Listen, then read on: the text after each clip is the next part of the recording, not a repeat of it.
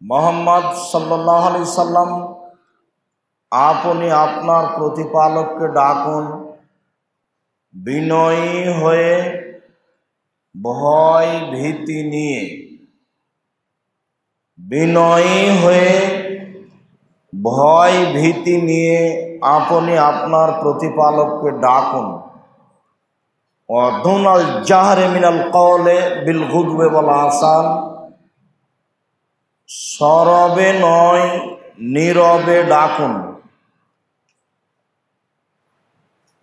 সশব্দে নয় চুপে চুপে ডাকুন, সকালে ও সন্ধ্যায়।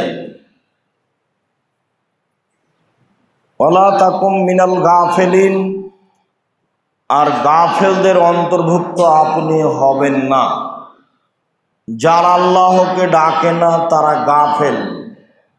গাফেল শব্দটা আমরাও বুঝি। গাফেল শব্দটা বাংলা ভাষায় ব্যবহার হয়। মানুষ কথা কর্মে বলে থাকে তুমি খুব গাফেল, তার মানে তোমার দায়িত্ব তুমি পালন করো না।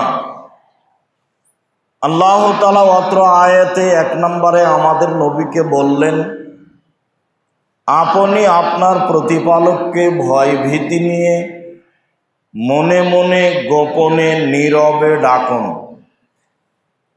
তারপরে আবার বললেন, সরবে নয় নীরবে ডাকুন। আবার বললেন, আপনি গাফেলদের অন্তর্ভুক্ত হবেন না।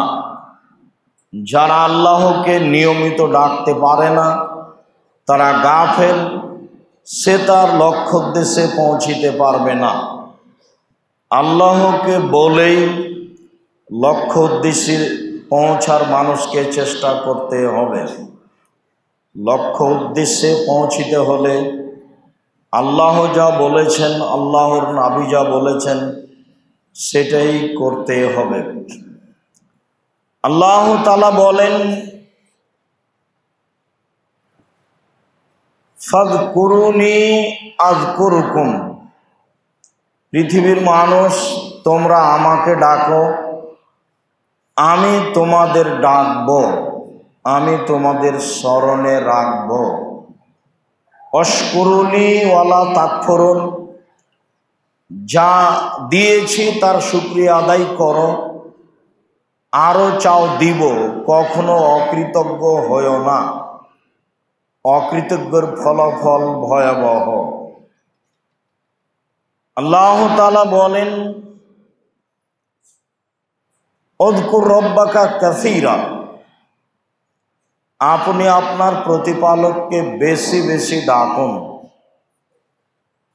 ওয়াসাব্বিহ বিল আশি ওয়াল ইবকার, আপনি সকালে ও সন্ধ্যায় তাসবিহ পাঠ করুন। আল্লাহ তাআলা অন্যত্র বলেন, উযকুর রাব্বাকা, আপনি আপনার প্রতিপালককে ডাকুন।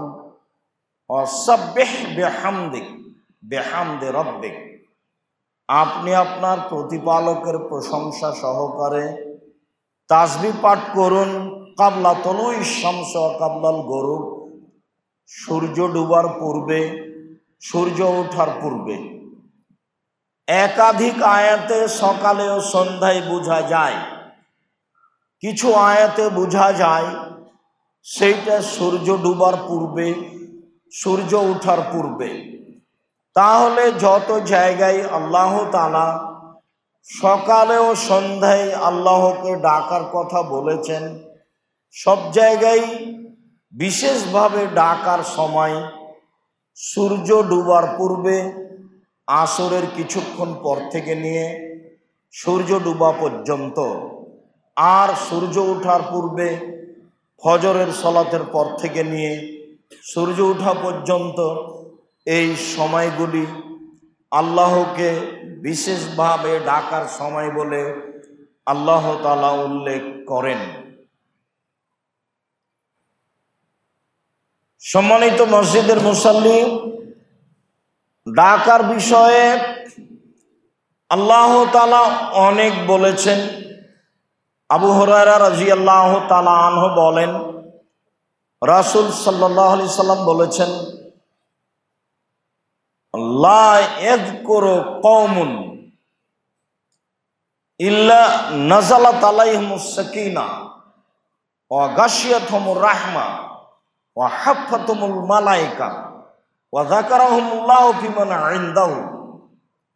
যখন কোনো সম্প্রদায়, কোনো ব্যক্তি আল্লাহকে ডাকে, তখন সেই জায়গা তাকে আল্লাহ তাআলা তার বিশেষ রহমত দিয়ে ঘিরে দেন। ফেরেশতারা তাদেরকে ঘিরে থাকে, তাদের প্রতি আল্লাহর নিরাপত্তা অবতীর্ণ হয় এবং তাদেরকে নিয়ে আল্লাহ তাআলা ফেরেশতাদের সামনে গর্ব অহংকার করেন। আল্লাহকে ডাকার বিষয়টি রাসূল সাল্লাল্লাহু আলাইহি সাল্লাম এভাবেই বলেন। তাসবির ব্যাপারে আমরা বলতে পারি, এমনি 5 ওয়াক্ত সালাতের পরে তাসবিহ আছে। এছাড়াও নিজের গতি অনুযায়ী তাসবিহ পড়ার ব্যাপারে রাত আছে, দিন আছে। আবু হুরায়রা রাদিয়াল্লাহু তাআলা আনহু বলেন, রাসূল সাল্লাল্লাহু আলাইহি সাল্লাম একদা বললেন, খুজু জুন্নাতাকুম, পৃথিবীর মানুষ, তোমরা শত্রু থেকে বাঁচার জন্য ঢাল, বাঁচার মাধ্যম গ্রহণ করো। কালু সাহাবীগণ বললেন, আদুব্বুন কাদ হাজারা, শত্রু কি চলে এসেছে? ঢাল ব্যবহার করতে বলছেন কেন? শত্রু থেকে বাঁচার জন্য বলছেন কেন? শত্রু কি চলে এসেছে? কালা লা ওয়ালাকিন খুজু জুন্নাতাকুম মিনান নার, শত্রু আসেনি, তবে তোমরা জাহান্নাম থেকে বাঁচার ঢাল গ্রহণ করো, জাহান্নাম থেকে বাঁচার মাধ্যম গ্রহণ করো। আর তা হচ্ছে সুবহানাল্লাহি আলহামদুলিল্লাহি ওয়া লা ইলাহা ইল্লাল্লাহু আল্লাহু আকবার। সামরা ইবনে জুনদুব রাদিয়াল্লাহু তাআলা আনহু বলেন, রাসূল সাল্লাল্লাহু আলাইহি ওয়াসাল্লাম বলেছেন, আফজালুল কালামে আরবা, তাসবিহ হিসাবে সবচেয়ে উত্তম তাসবিহ 4টি। তাসবিহ হিসাবে সবচেয়ে উত্তম তাসবিহ 4টি। তা হচ্ছে সুবহানাল্লাহি আলহামদুলিল্লাহি ওয়া লা ইলাহা ইল্লাল্লাহু আল্লাহু আকবার। এই কথা বলার পরে তিনি বললেন, ফাইন্নাহুন্না মুজান্নাবাতুন ওয়া মুআক্কিবাতুন ওয়া হুন্নাল বাকিয়াতুস সালিহা। এই শব্দগুলি বিচারের মাঠে জাহান্নাম থেকে বাঁচানোর জন্য ঢাল হিসাবে আসবে, পিছন দিক থেকে রক্ষক হিসেবে আসবে। এই শব্দগুলি হচ্ছে স্থায়ী শতামল। এই শব্দগুলি হচ্ছে স্থায়ী শতামল। রাসূল সাল্লাল্লাহু আলাইহি সাল্লাম বললেন, তোমরা বাঁচার জন্য ঢাল ব্যবহার করো। সাহাবীগণ বললেন, শত্রু কি চলে এসেছে? ঢাল কেন ব্যবহার করব? আল্লাহর নবী বললেন, না, শত্রু আসেনি, তবে তোমরা জাহান্নাম থেকে বাঁচার জন্য ঢাল ব্যবহার করো। আর তা হচ্ছে সুবহানাল্লাহি আলহামদুলিল্লাহি ওয়া লা ইলাহা ইল্লাল্লাহু আল্লাহু আকবার।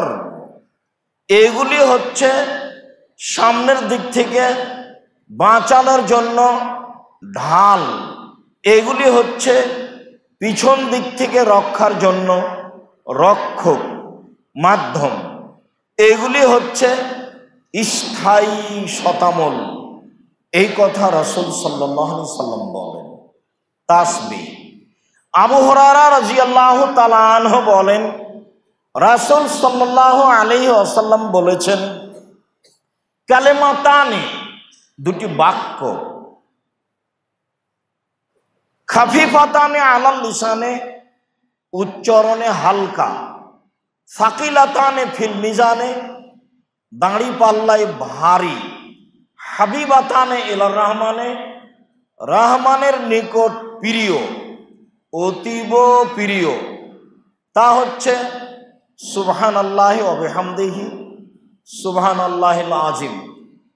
সম্মানিত মসজিদের মুসল্লি, যারা অনলাইনে আমাদের সাথে আছেন, সময়ের গতিতে যারা বক্তব্য অবগত হবেন, তাদের নিকটে আমরা এই পর্যন্ত এসে বলতে চাই যে সুবহানাল্লাহি ওয়া আলহামদুলিল্লাহি ওয়া লা ইলাহা ইল্লাল্লাহু আল্লাহু আকবার, এই চারটির সংখ্যা নির্ধারণ নেই, এই চারটির সময়ও নির্ধারণ নেই।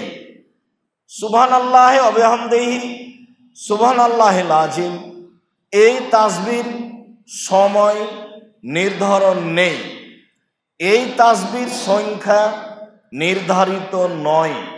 তাহলে যে যেমন পারে সে তেমন বলবে, দিনে রাতে সকাল সন্ধ্যায়, তার শারীরিক সময় গতি অনুযায়ী, এটাই ঠিক। বেশি বেশি বলতে হবে, এটাই ঠিক। রাসূল সাল্লাল্লাহু আলাইহি সাল্লাম একদা এক বৈঠকে এসে বললেন, দেখো আমি দিনে 100 বারেরও বেশি তাসবিহ পাঠ করি। একদা তিনি বললেন, কোন বৈঠকে আমি বসলে 100 বারেরও বেশি আস্তাগফিরুল্লাহ ওয়া আতুবু ইলাইহি বলি। আবার তিনি বললেন, আমি কোন বৈঠকে বসলে রব্বিগফিরলি ওয়া তুব আলাইয়া ইন্নাকা আনতাত তাওয়াবুল গাফুর, প্রতিপালক আমাকে ক্ষমা করো, আমার তওবা কবুল করো, তুমি বড় ক্ষমাশীল, তুমি বড় তওবা কবুলকারী। আমি একাধিকবার বলে থাকি, 100 বারও বলি। তার আগের পরের সব পাপ ক্ষমা। তারপরেও তিনি দিনরাত এভাবে তাসবিহ পাঠ করতেন বলেই হাদিসে প্রমাণ হয়। আনাস রাদিয়াল্লাহু তাআলা আনহু বলেন, রাসূল সাল্লাল্লাহু আলাইহি ওয়াসাল্লাম বলেছেন, আযকুরুল্লাহ ও উদুল্লাহ, তোমরা আল্লাহকে ডাকো, আল্লাহর কাছে প্রার্থনা করো, ওয়া আনতুম মুকিনুনা বিল ইজাবা, আর ডাকার সময় দৃঢ়তা রাখো যে এটা কবুল হবেই। খুব দৃঢ়তা নিয়ে, বিশ্বাস নিয়ে, কবুল হবেই এই আশা নিয়ে তোমরা আল্লাহকে ডাকো। ওয়ালামু, আর খুব ভালোভাবে মনে রেখো, লা ইস্তাজিবুল্লাহু তাআলা দুআ কালবিন লাহিন গাফিল, যারা অমনোযোগী হয়ে গতানুগতিকভাবে স্বাভাবিকভাবে তাসবিহ পাঠ করে দোয়া করে, তাদের দোয়া আল্লাহ কবুল করেন না। ভয় ভীতি নিয়ে, ভালোবাসা নিয়ে কবুল হবেই, এই দৃঢ়তা নিয়ে বলে যারা, তাদেরই দোয়া কবুল হয়। আবু হুরায়রা রাদিয়াল্লাহু তাআলা আনহু বলেন, রাসূল সাল্লাল্লাহু আলাইহি ওয়াসাল্লাম বলেছেন, মা মিন আহাদিন ইয়াদু দুআন, যে কোনো ব্যক্তি যে কোনো দোয়া করে, যে কোনো ব্যক্তি যে কোনো প্রয়োজনে দোয়া করে, ইল্লা আতাহুল্লাহু মাশাআল্লাহ, ও যা চেয়েছে আল্লাহ তা দিয়ে দেন, চাইলেই দিয়ে দেন, ও যা চাই তা দিয়ে দেন। আও কাফফা আনহু মিনাস সুই মিসলাহু, অন্যথায় আরো তার বিপদ আসছিল ওইরকম বা তার চেয়ে বেশি, সেইটাকে আল্লাহ ঠেকিয়ে দিয়েছে। আর না হয় বিনিময় আল্লাহ বিচারের মাঠে দিবেন। আপনার দোয়া বৃথা যায় না। এমনিতে আগের হাদিসে বলা হলো অমনোযোগী ব্যক্তির দোয়া কবুল হয় না। ভয় ভীতি নিয়ে, দৃঢ়তা নিয়ে চাইলে আল্লাহ দিবেন, এই কথা বলার পরে বলা হচ্ছে যে যে বিষয়ে কথা বলে আল্লাহ সেটা মেনে নেন, এক। দুই, অন্যথায় যা বলছে, যে বিষয়ে বলছে এর চেয়ে বিপদ ভারী ছিল, সেইটাকে ঠেকিয়ে দেন। কিন্তু ও তো বুঝতে পারলো না যে বিপদকে আল্লাহ ঠেকিয়ে দিয়েছে, ও তো বিপদ আসেনি। মানুষ তো নগদে বিশ্বাসী। মানুষকে বুঝতে হবে আমি যে বিষয়ে বলেছি সেটা আমি পেয়ে গেছি, আর যদি না পাই তাহলে আরো বিপদ ছিল, সেটা রক্ষা হয়েছে। নইলে এর বিনিময়ে আল্লাহ জান্নাত দিবেন, আমার দোয়া বৃথা যাবে না। এ কথাই ঠিক যা রাসূল সাল্লাল্লাহু আলাইহি ওয়াসাল্লাম বলেছেন।